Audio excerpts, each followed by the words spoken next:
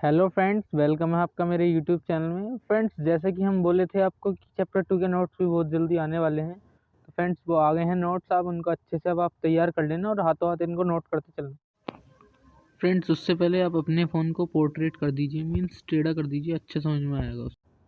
तो चलिए फ्रेंड्स, मैं इसकी एक्सप्लेनेशन भी अच्छे से दे देता हूँ फ्रेंड्स। और हाँ, किस किस तरह से क्वेश्चन पूछे जा सकता है बोर्ड एग्जाम में, वो सब हम इसमें अच्छे से एक्सप्लेन करेंगे और आप अच्छे से इसको नोट करते चलिए और यही आपका नोट्स होगा। ठीक है, तो देख लेते हैं फ्रेंड्स। सबसे पहले देखिए, ये है एसिड बेसिस एंड सॉल्ट। ठीक है, बहुत ही ज़्यादा इम्पोर्टेंट चैप्टर है। और चलते हैं फ्रेंड्स इसके नीचे सबसे पहले वाले पे कि एसिड ही समझेंगे। ठीक है, हम पहले इसको कि क्या होता है एसिड। तो देखिए फ्रेंड्स कि द सब्सटेंस विच आर सोर इन टेस्ट, जो सब्सटेंस टेस्ट में यानी कि स्वाद में, चखने में खट्टे होते हैं और क्या देते हैं, H+ आयन यानी कि हाइड्रोजन पॉजिटिव आयन देते हैं पानी में डुबाने पर या फिर पानी में घोलने पर, तो उसको हम क्या कहते हैं, एसिड। तो अच्छे से आप इसको तैयार कर लेना। बहुत ही ज़्यादा बहुत सिंपल डेफिनेशन दिया हूँ मैं यहाँ पे, आपको कोई तकलीफ ना हो बस इसलिए। ठीक है, आगे चलते हैं फ्रेंड्स कि acid turn blue litmus to red. देखिए, एसिड ब्लू लिटमस पेपर को रेड में टर्न कर देता है। ठीक है, ब्लू लिटमस पेपर जब हम एसिड में डुबोएंगे तो उसका कलर रेड हो जाएगा ब्लू से। तो इसको आप अच्छे से याद करिए, वेरी वेरी इंपॉर्टेंट क्वेश्चन बनेगा यहाँ से, बहुत ज़्यादा इंपॉर्टेंट है। ठीक है फ्रेंड्स, चलते हैं आगे। Acid solution conduct electricity. तो एसिड के जो सॉल्यूशन होते हैं वो इलेक्ट्रिसिटी कंडक्ट करते हैं। ठीक है, यह बात आप हमेशा इसको ध्यान रखना। क्यों कंडक्ट करते हैं इलेक्ट्रिसिटी? क्योंकि उनमें इलेक्ट्रोलेट्स होते हैं। वो क्या होते हैं? इलेक्ट्रोलेट्स होते हैं क्या, एसिड्स। ठीक है फ्रेंड्स, आगे चलते हैं। तो ये है acid react with metal to form hydrogen gas. और एसिड जब भी मेटल के साथ रिएक्ट करेगा तो हाइड्रोजन गैस देगा और क्या देगा, सॉल्ट। तो ये आप अच्छे से इसको तैयार कर लीजिए। यहाँ पे बहुत ज़्यादा इंपॉर्टेंट क्वेश्चन है फ्रेंड्स, यहाँ से बन सकता है।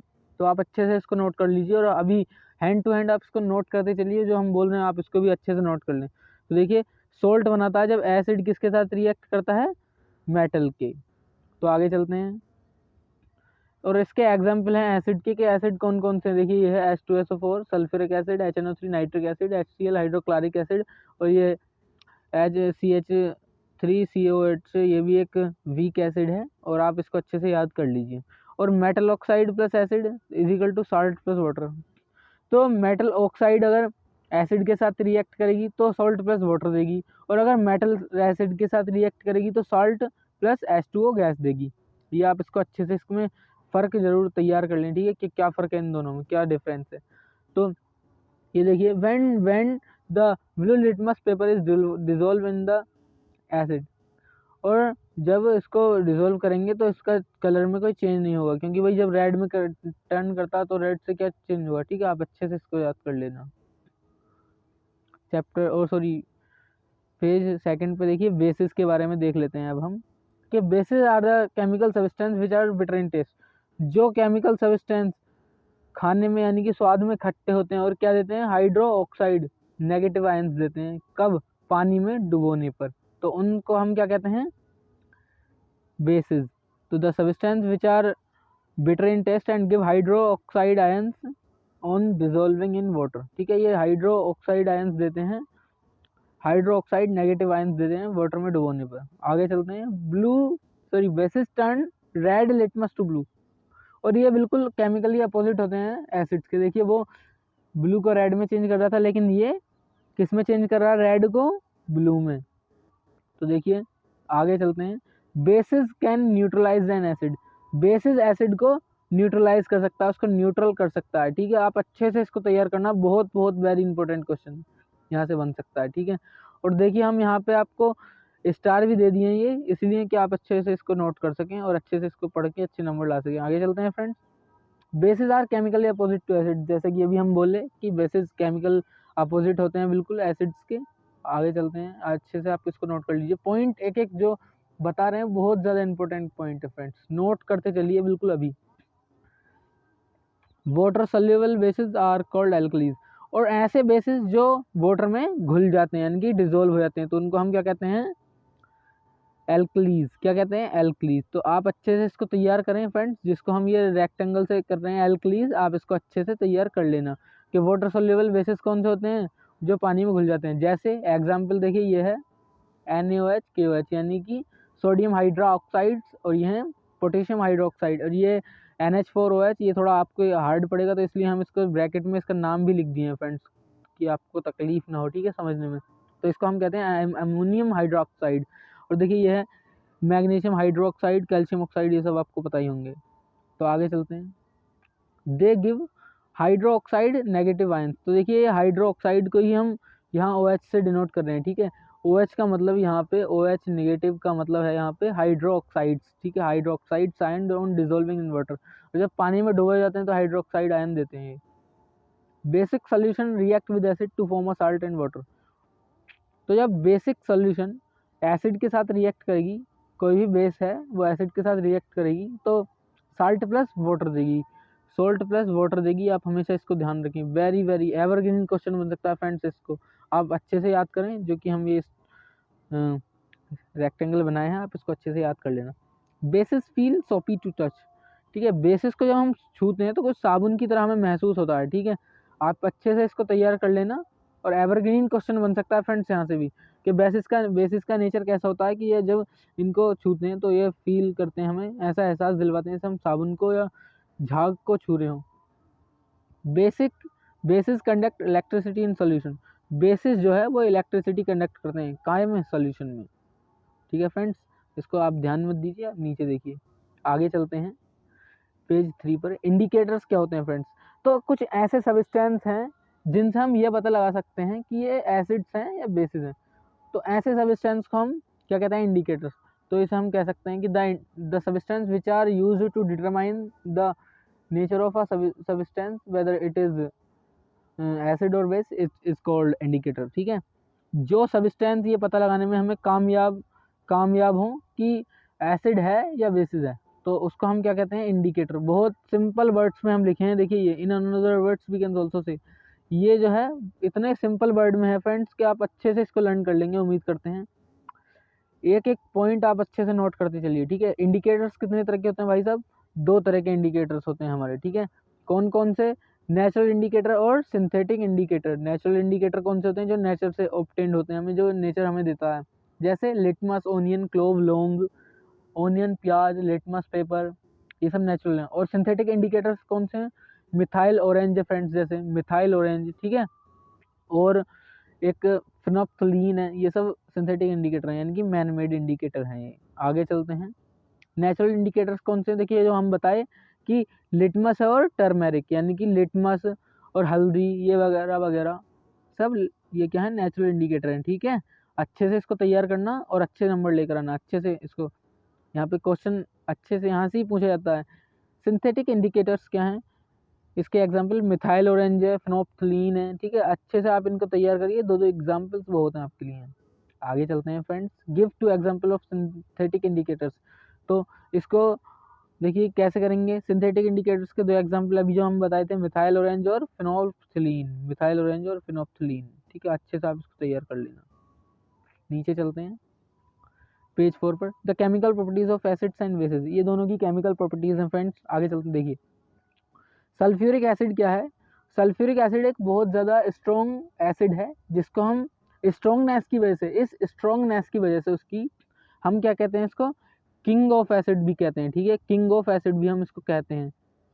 इसीलिए कहते हैं फ्रेंड्स क्योंकि इतना स्ट्रॉन्ग एसिड है बहुत ज़्यादा। और इसीलिए हम इसको देखिए स्टार दिए हैं हम यहाँ को, कि बहुत ज़्यादा इंपॉर्टेंट यहाँ से एक क्वेश्चन बन सकता है फ्रेंड्स। अच्छे से इसको तैयार करना, ठीक है। स्टार देंगे हम अपनी तरफ से इसको, बहुत ही एवरग्रीन क्वेश्चन बनेगा यहाँ से। Bases turn phenolphthalein to pink colour.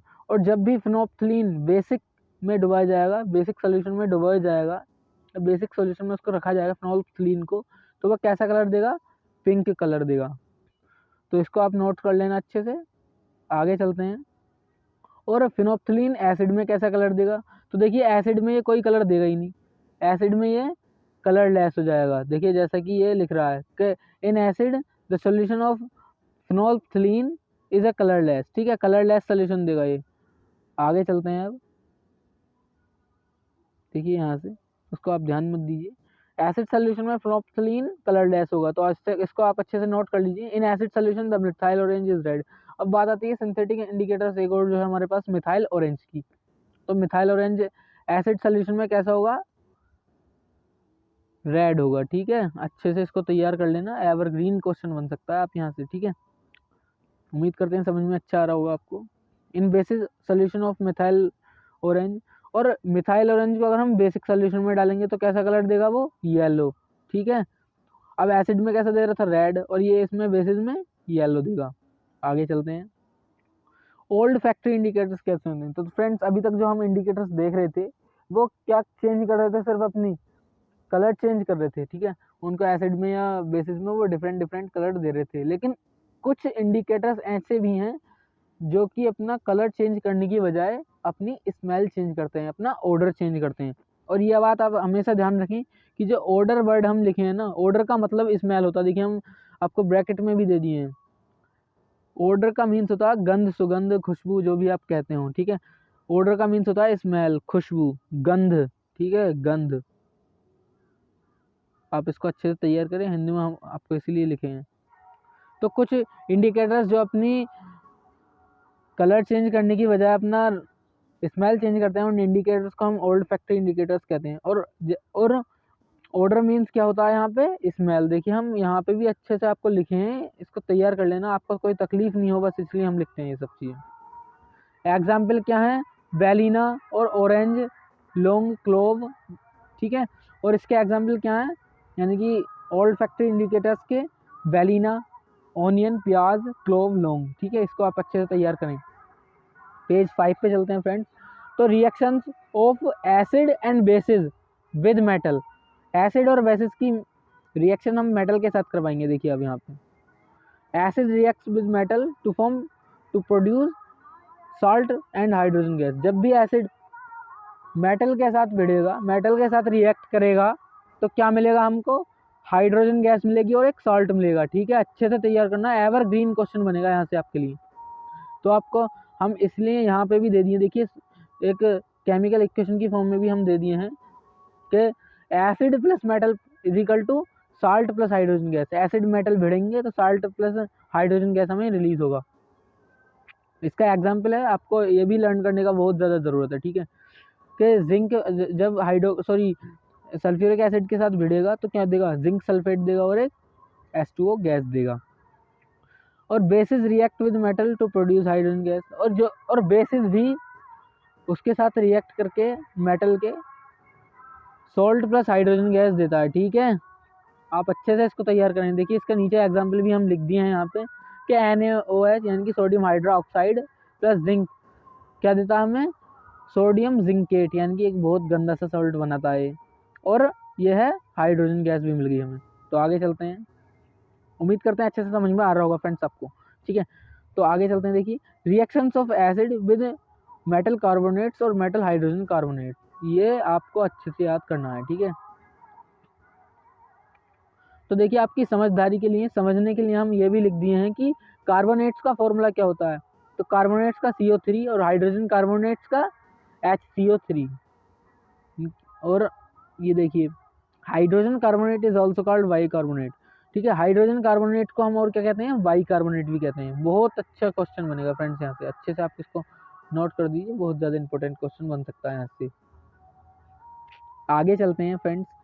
Metal carbonates and metal hydrogen carbonates react with acid to produce salt, water and carbon dioxide. जब भी मेटल कार्बोनेट या मेटल हाइड्रोजन कार्बोनेट के साथ इसकी रिएक्शन होगी एसिड की, तो हमें क्या क्या देखने को मिलेगा, क्या क्या मिलेगा हमको, सोल्ट मिलेगा, यानी कि एक सोल्ट भी ज़रूर देगा ये।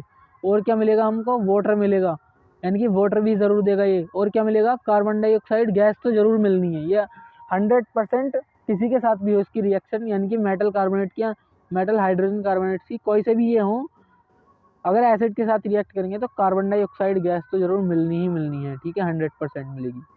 आगे चलते हैं, अच्छे से तैयार कर लेना फ्रेंड्स, बहुत ज़्यादा इंपॉर्टेंट बात चल रही है यहाँ पे।